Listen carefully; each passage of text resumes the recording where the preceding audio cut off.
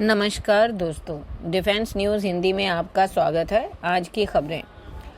2 हिंदू समेत वो 16 सलाहकार जो बांग्लादेश सरकार चलाने में करेंगे मोहम्मद यूनुस की मदद।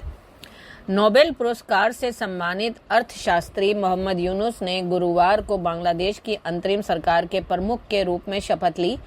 यूनुस को मंगलवार को राष्ट्रपति मोहम्मद शाहबुद्दीन द्वारा संसद भंग किए जाने के बाद अंतरिम सरकार का प्रमुख नियुक्त किया गया। इससे पहले नौकरियों में आरक्षण प्रणाली के खिलाफ व्यापक प्रदर्शनों के बीच शेख हसीना सोमवार को प्रधानमंत्री पद से इस्तीफा देकर देश छोड़कर चली गई थी। यूनुस की सहायता के लिए 16 सदस्यीय सलाहकार परिषद की घोषणा की गई। यूनुस को मुख्य सलाहकार के रूप में शपथ दिलाई गई, जो प्रधानमंत्री के समकक्ष पद है।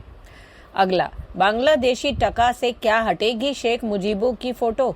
बंग बंधु की मूर्तियां गिरने के बाद मनी एक्सचेंजर्स की बड़ी टेंशन।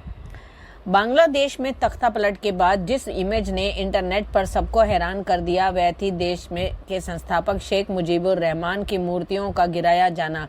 कोई नहीं सोच सकता था कि बांग्लादेश में कभी ऐसा भी दिन आएगा जब लोग देश की आज़ादी के नायक की मूर्तियों को गिरा देंगे। इन तस्वीरों को देखकर भारत बांग्लादेश बॉर्डर के करीब मनी एक्सचेंजर्स खासे परेशान हैं। उन्हें डर है कि जिस तरह से शेख मुजीब की मूर्तियां गिराई गई हैं, कहीं उनके तस्वीर भी बांग्लादेशी करेंसी से ना हटा दी जाए। अगला, शहर शहर दंगा फसाद हंगामा, क्या ब्रिटेन भी बन जाएगा बांग्लादेश। बांग्लादेश जैसी तस्वीरें बांग्लादेश से आ रही हैं, लगभग वैसे ही हालात ब्रिटेन के भी दिखाई दे रहे हैं। ब्रिटेन की तस्वीरें देखकर आपको लगेगा मानो वो बांग्लादेश बनने के लिए तैयार है। सबसे पहले ब्रिटेन में चल रही हिंसा से जुड़े आंकड़े तो देखिए। ब्रिटिश सरकार ने दंगाइयों से निपटने के लिए 6000 स्पेशल पुलिस अफसर तैनात किए हैं। अब तक वहां की पुलिस ने 400 दंगाइयों को गिरफ्तार किया है। दो नहीं बल्कि ब्रिटेन में 20 से ज्यादा शहरों में दंगे की खबर है। और ब्रिटेन से आ रही खबरों को देखकर 8 देशों ने ब्रिटेन यात्रा पर जाने वाले अपने नागरिकों के लिए एडवाइजरी जारी की है। अगला, कौन है आमना बलोच जो बन सकती हैं पाकिस्तान की नई विदेश सचिव। अनुभवी डिप्लोमेट आमना बलोच पाकिस्तान की नई विदेश सचिव हो सकती हैं। पाकिस्तानी मीडिया में आई खबरों में यह दावा किया गया। द न्यूज़ इंटरनेशनल की खबर के अनुसार यूरोपीय संघ, बेल्जियम और लग्जमबर्ग में पाकिस्तान की राजदूत बलोच 11 सितंबर को अपना पदभार संभालेंगी। वह वर्तमान विदेश सचिव डॉक्टर साइरस सज्जाद कासी की रिटायरमेंट के बाद उनकी जगह लेंगी। अगला, बांग्लादेश के बवाल के पीछे क्या पाक और चीन का हाथ है, कड़वा सच या कॉन्स्पिरेसी। बांग्लादेश में जो भी नई सरकार बनेगी, अगर वो पाकिस्तान की तरफ झुकाव वाली हुई तो उसका फायदा चीन को मिलेगा। सबसे ज्यादा नुकसान होगा भारत को, क्योंकि डिफेंस के मामले में बांग्लादेश की सीमा से हरकतें शुरू होंगी।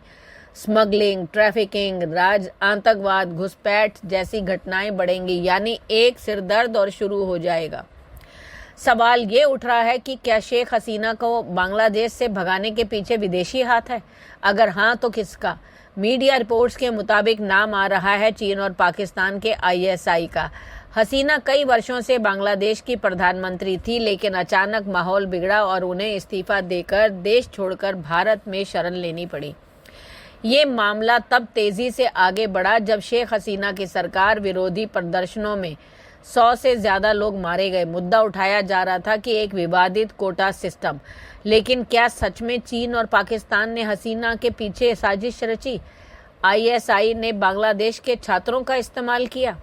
अगला, एलन मस्क को चीन की चुनौती। एक साथ लॉन्च किए स्टारलिंक जैसे 18 सैटेलाइट।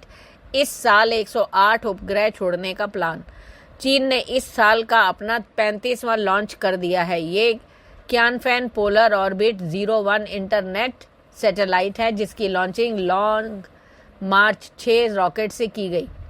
इन सैटेलाइट की टक्कर एलन मस्क के स्टारलिंक सैटेलाइट से है। चीन अपने इन नए इंटरनेट प्रोवाइडर सैटेलाइट्स को धरती की निचली कक्षा LEO में स्थापित करेगा।